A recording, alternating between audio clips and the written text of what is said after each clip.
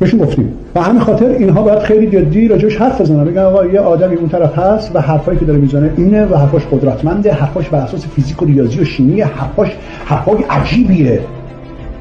و حقیقت رو مردم بگن.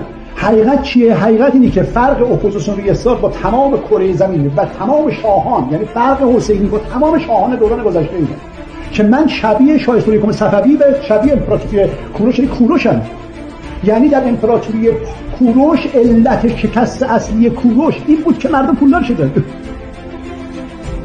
در تمام شاهان گذشته مردم رو بهشون تجاوز کردن، پولاشون رو خوردن، مردم بدبخت بودن، قوم بلوچ بدبخت، قوم کرد بدبخت، قوم نور بدبخت، عرب جنوب بدبخت، مازندرانی بدبخت، خراسانی قدیم بدبخت، قیام میکردن این کشور رو میگیرن. ولی در دوران کوروش انقدر توریستیات شد، انقدر شرایط اوضاع درست شد، انقدر ادیان آزاد شدن، انقدر دختربازی و پسربازی و عرق‌سازی و نماز و روزه و خمس و زکات به خودمون بود و مردم حال میکنن و پولدار شده بودن.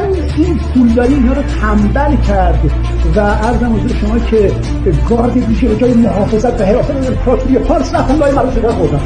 ما همین چی بهتر از این میشه؟ چه اتفاقی برام میفته؟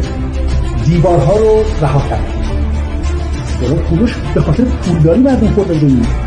موبدان زرتشتی قیام کردن و کشور دوباره از کوروش گرفتن، یه قبیله جدید درست کردن.